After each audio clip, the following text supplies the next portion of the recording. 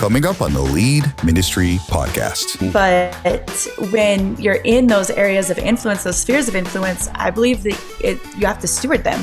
And so on my heart, I never want to lose my flavor, because if I do, my whole team will, because I will take them to lose flavor with me. Now your host, Josh Denhart. Hey, everybody. Welcome back to another episode of the Lead Ministry Podcast. So grateful for today. Today's going to be a fun one. I'm very, very, very excited. So we're doing this little series on coaching. We have some of our coaches who we're interviewing about what a blessing it is to actually step into somebody's life and coach. But then we're doing some interviews with people who have been a part of lead ministry coaching, and they're kind of just giving their testimony and their shout out for what has been a blessing and a good thing for them. So that's kind of an interview portion. And so today, I'm super excited that we actually have our friend Shelby Honeycutt. So I'm super grateful that you're here. Thank you, Shelby. Thank you for having me. You betcha. Shelby, you are an absolute winner. I'm so grateful to know you.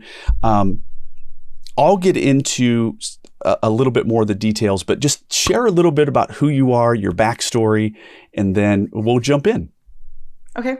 My name's Shelby Honeycutt. I'm from Southern Colorado, and I'm a PK, but I'm a good PK, not a bad PK. Yeah, that's right. I grew up in ministry and then left for college and came back and actually started in youth ministry, switched over to kids ministry. I absolutely love it. I'm currently serving as a Next Gen director at our local church. Yes. I've been there for 12 years now on staff, and I just love it. I love all things Next Gen. I have a 15-month-old little boy. I've been married to my husband for 7 years, and we farm, we ranch, we rodeo, we do a little bit of everything. You do. So yeah, and it's so fun to see pictures of your little fella and just cruising around, carrying ropes and just slinging the cowboy life. I mean, he's a cowboy. He's a cowboy. He is. He's very much so. And you're kind of, honestly, down deep, you're a cowgirl. Yes. Okay, yes, I've never asked you this, but can you lasso something really pretty like? Yes. Yep. Are you super gifted at that? It's one of my favorite things to do. That's kind of our spare time hobby is I've ran barrels. I grew up rodeoing. I team rope and breakaway. And so we do a little bit of it all. Oh, my word. It's so fun. Well, yeah. super, super, super grateful that you're here. And I just want to thank you for joining today. And I want to thank you also for the insight that you have. I have to say, quick shout out. You are one of the most diligent leaders that I interact with.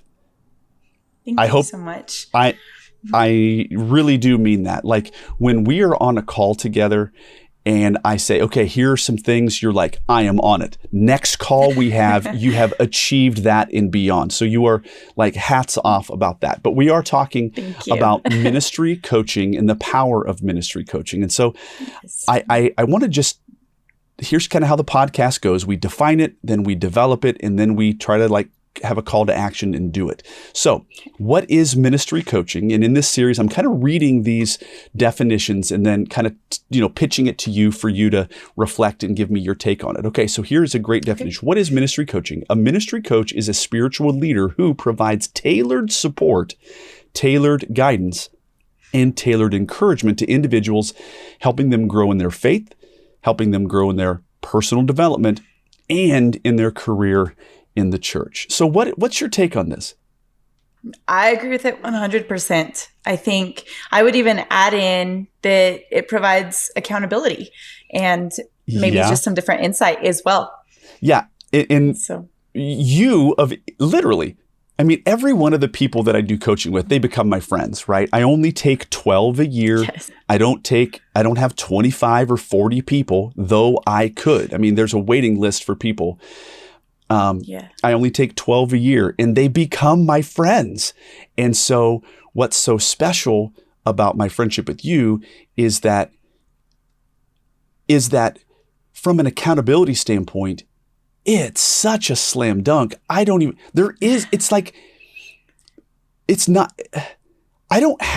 You just do it. I'm at a loss for words. You just crush it and you take it all the way. But I do think that my presence in your life and knowing that we have a call that's coming up, I think that motivates you. Yeah. It does. It really does. That's why I'm a firm believer in it. I'm a firm believer in the accountability. I'm a firm believer in the motivation, but then also I think sometimes you can get boggled down in the day-to-day.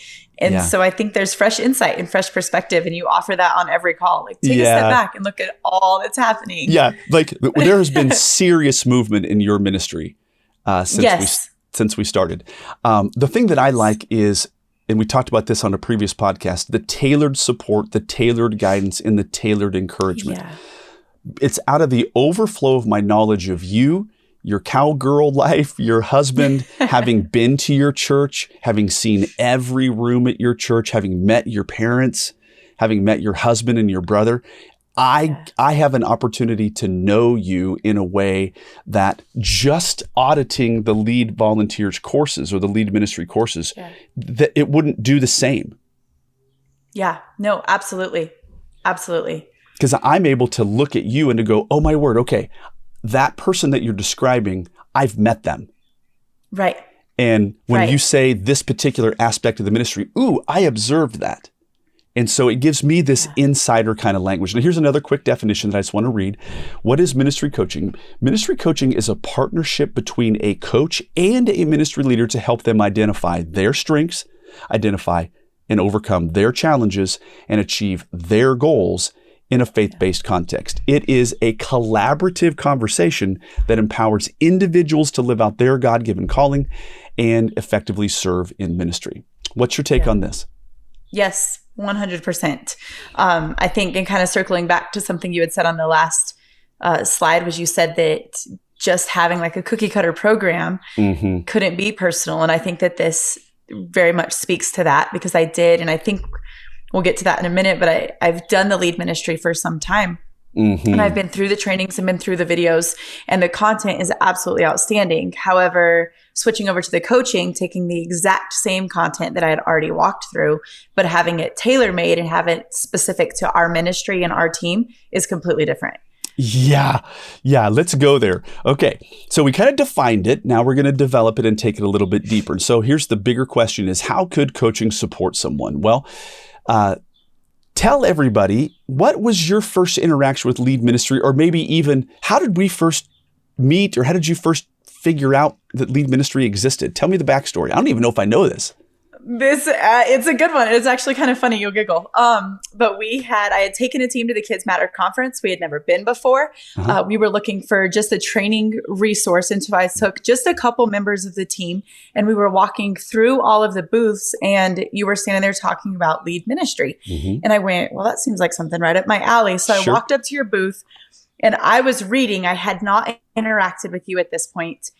You were over on the science side, and you were actually talking to Lindsay, which is funny now. Yes. But you were talking to Lindsay on the science side of things. Well, I was reading through all of your lead ministry stuff set up on your booth, and I went, man, this is good stuff. Like, this could benefit our whole team. It could benefit our church. So I'm looking through all of that.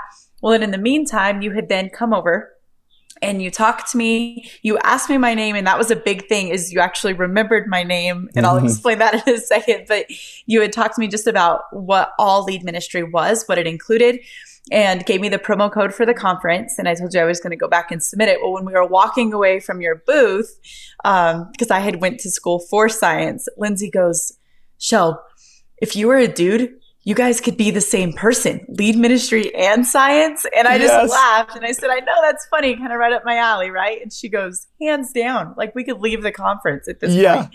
So we leave, we go home, I get it approved. Well, I start doing the classes. The next year at the same conference, I was walking through, and I was actually on the phone. I had a phone call that I had to take, and you called out and you said, Shelby, it's so good to see you again this year. And I remember being like awestruck on the phone, and I was actually on the phone with my dad, and I said, Dad, the guy I'm taking the courses from online just remembered my name. Like, this is insane. I met him last year. I've not talked to him since. Like, there's been no interaction. He remembered my name and told me hi. And so I remember that being a really big thing, and even not doing the coaching at that point, having just the validity of going, it's not just a frame. It's not just a course. No, You're a real person that cares about people. Yeah. Gosh. So that's kind of the... Yeah, I got serious goosebumps. Like I literally, like if the camera could see. And that's so important because I care about people. You do. Like that's, and so do you. I mean, that's what we're supposed to do. And so that's such an inspirational story. And that's funny because you've never told me that before. So that's very, very, very encouraging. Okay. So then when did you join coaching? When did that, like? Right after that conference. And so I think, I was trying to think back for sure, but I'm fairly certain that was 2018 or 2019 was where that conference, or where I met you at that conference. Then I came home and got approval to sign up right away. Yes. So you had actually been doing the coursework, and I know this part to be true, but you had done all of the lead ministry courses, and then we jumped on to do coaching, and now you're redoing some of the courses. Yes. That's awesome. Yes. Okay.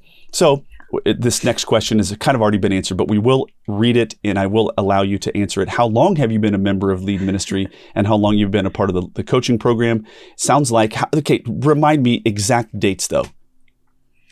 I really think it was 2018 or 2019 conference. I want to say 18 is when I had first met you, and then I came home and signed up right after that conference. Okay. And so then we've been doing coaching now for a year? Since September. Okay. Very good.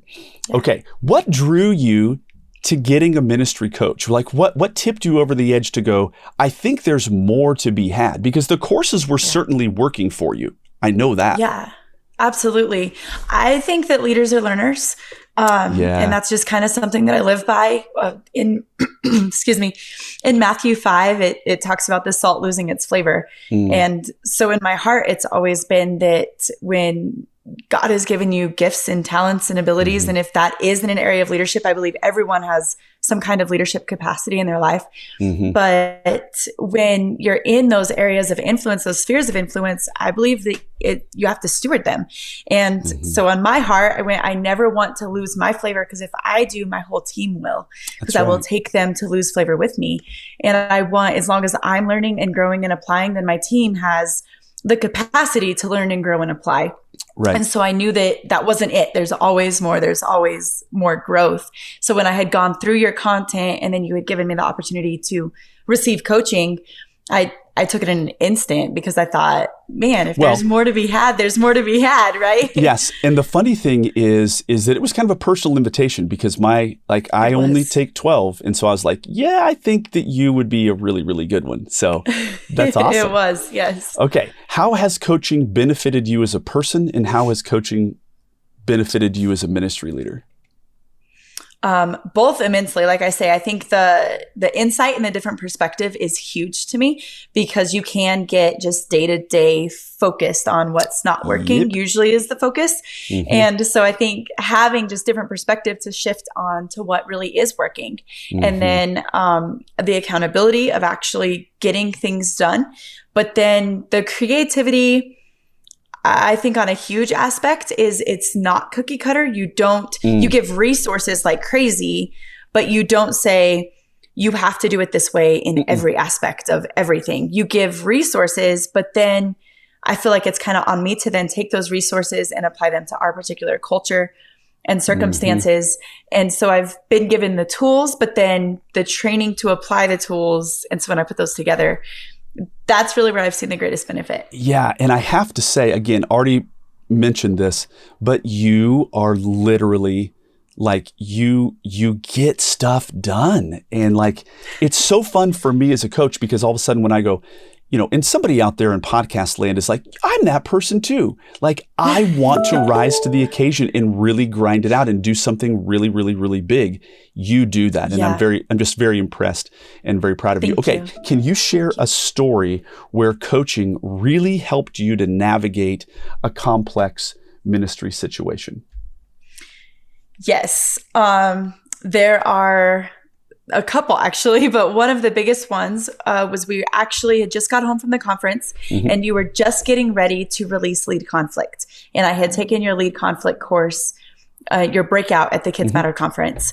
And so then when I came home, I was actually dealing with a couple instances where I had some team members that were kind of on the line. A couple of them were just circumstance of life situations, but how to have those healthy conversations with them to really say, how do we actually, go forward from here where we both stay healthy? And so that was a really big one for me. The other one has been the training protocol. Like that would be, I think we talked about it in the multiply and the section where you actually talked about how to do year-long trainings in that blueprint. That has been life-changing in our department, is being able to take those resources and specifically train our individuals and each group of our individuals to not just me receive training, but then to multiply that effectiveness and that training to the team. Yes. And so there's this great passage in 2 Timothy 2:2, which says, the things that you've heard from me in the presence of many witnesses, pass them on to faithful people who will be able to pass them on to others as well. And so, you have latched onto the idea, and that's my whole hope anyway, is that I am here to inspire you, but the chain can't stop there. Your job is to then carry on and inspire others, but your inspiration of those others should cause those people to then go on and inspire others yet again. And so the multiply, really, I've said this 1,000 times, and it is this. Success in ministry isn't what you do. Success in ministry is what happens if you never came back. If all of a sudden God pulled in Elijah and plucked you up in a chariot of fire, would your ministry take a nosedive because everything depends on you? Or would your ministry actually carry on, and maybe you have an Elisha who gets a double portion of your spirit and takes things even further? Absolutely. And absolutely. That's kind of where we're headed. I mean, this is a special podcast right now with you because nobody else knows this, but you are going to become one of our coaches.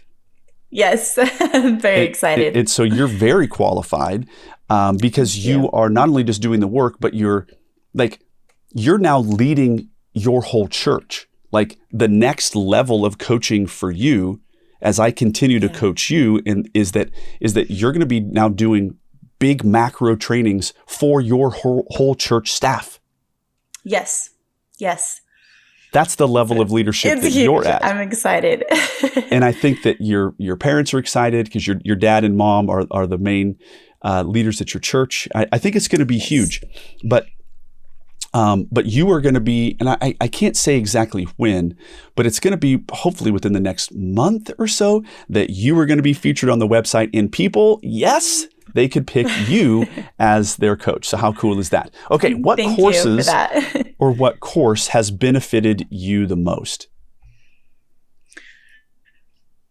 Okay, when I say all of them, I genuinely do mean all of them. My favorites, I had to switch over to favorites because there's stuff in every one of them that, And but before you tell me your favorites, I do want to point out that speaks to your go get it kind of personality, in that you have gone through every single one of the 12 or 13 full length courses.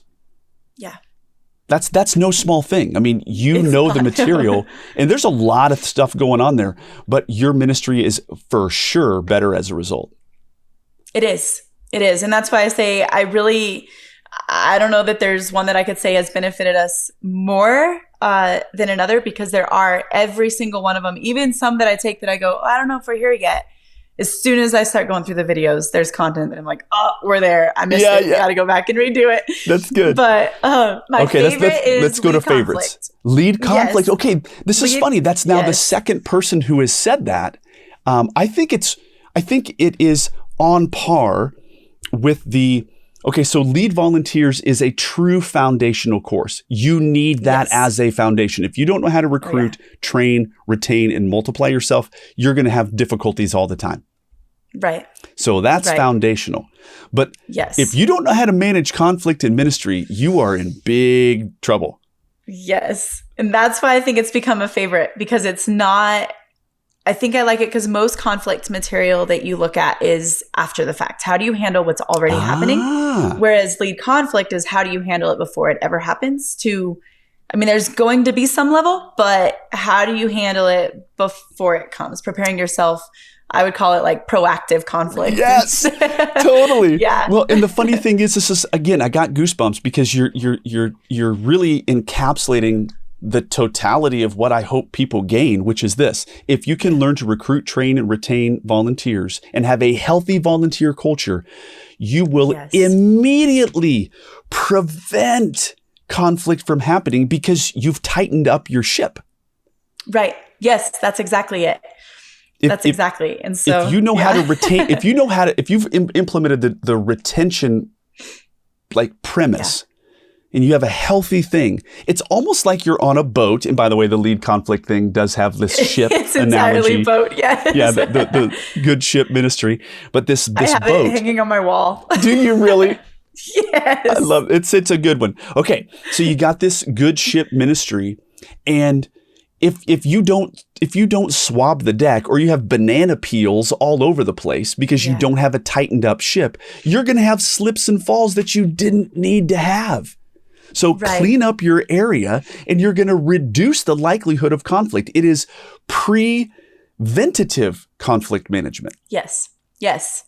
But on that's the flip what I love side, about it. Yeah. So because I think it fits with your personality, which is my personality, which is, okay, time out. What if I dominated all of these things? I bet that I could prevent problems. I love preventing problems. Yes. And so you and I are the same. We do have the ability to think around corners and to be like, okay, time out. Let me put in a little bit of extra effort and we can make sure we have no problems down the road. That's exactly. And it's the content is not just ministry focused. You can take it. I love it because you can take it into personal relationships. You can take it into marriage. You can take it into the workplace. All of the principles still apply. Yes. And I would say that that's something that coaching has taught me, is that I'm working with whole, WHOLE, holistic humans, right? And nobody's ministering like in a vacuum. You are a person who has kids, who has a husband, who has a town, who has health, or who has, whatever it is. You are a whole person. And there have been plenty of times on coaching calls where I am helping somebody with, their kid's sporting event that they're whatever, like a volunteer at, and I'm like, listen, that's out of control in your life, and do you see how it's bleeding over into your ministry life? And so it's just really all of life. Okay, so I appreciate that you like the lead conflict piece. Now, another quick question: what is something unique that has stuck with you, even if it's bizarre or random, from our times of coaching? Okay, the golden moments has got to be a favorite. When we talked through how not to run golden moments within our classroom times. And so that's probably a very unique thing, but something that has become second language in our entire department. Okay. Would it be okay if I just give everybody a crash course on the golden moments? No, go for it. It's needed. Yes. Okay. So gold, I'll go as fast as I can. Gold is precious primarily because it's so scarce. And so as leaders in the church, let's say that we have 40 hours that we are going to dedicate toward the church. Well, guess what? The interesting thing is like 36 and a half of those hours are office hours or working one-on-one with people. And then like 2.5 or 3 hours is when the entire body is gathered. So when the body is gathered, that's actually maybe 10% of our entire work week. And so when the body is gathered, that's rare. Those are golden moments that we don't want to slip through our fingers.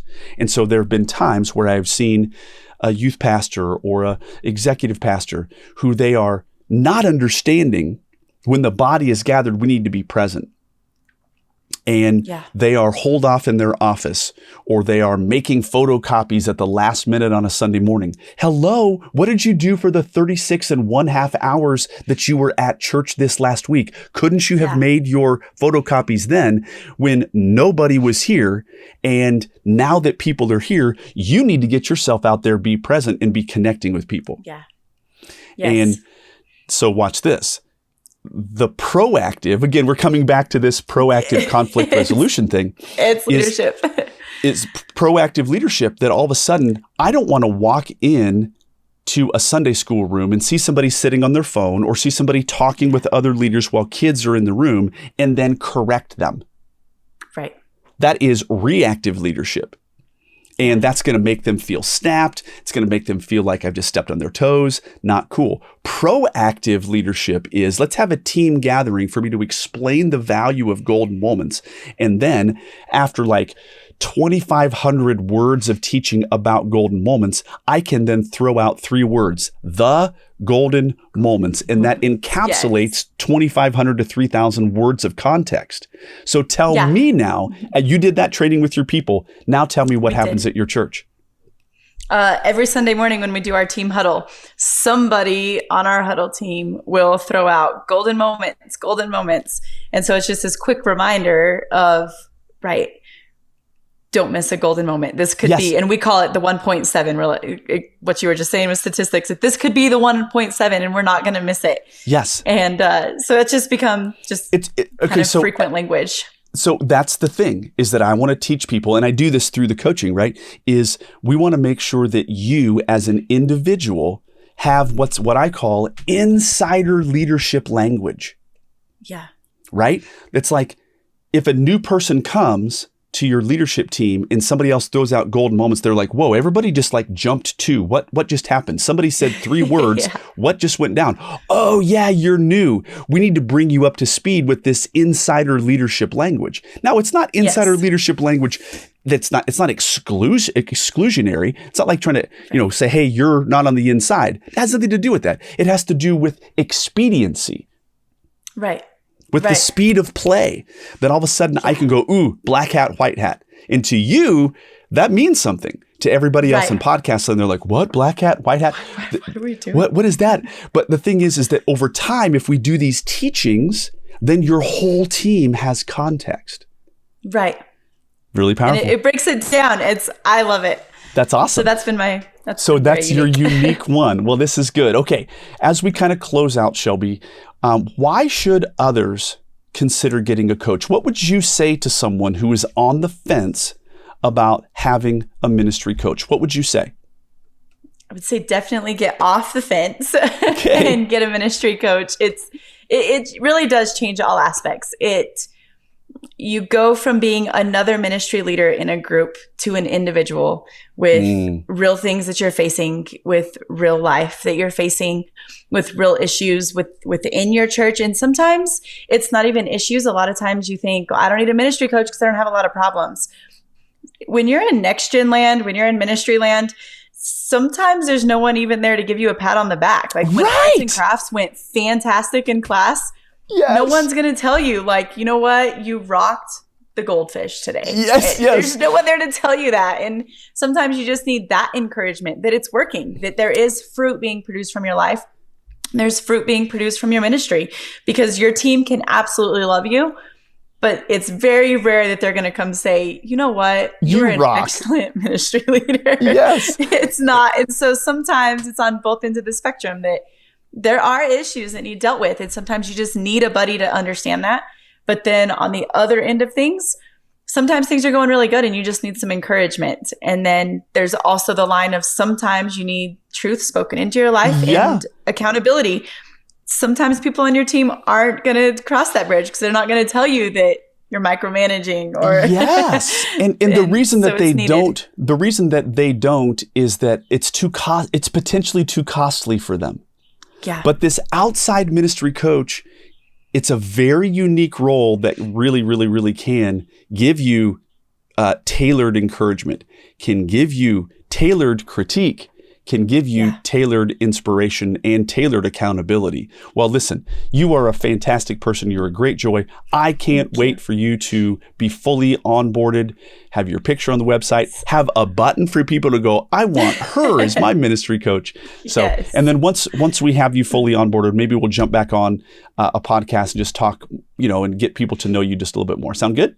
Okay, that sounds great. Thank you so much. Thank you, Miss Shelby. Well, gang, this has been just yet one more episode of the Lead Ministry Podcast, and we do think wholeheartedly that you should consider having a ministry coach. All right, gang, we will catch you guys on the next one.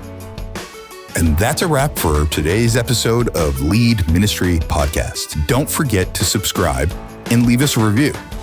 Make sure to follow us on Facebook and Instagram, and visit leadvolunteers.com for more episodes and resources. Thanks for listening.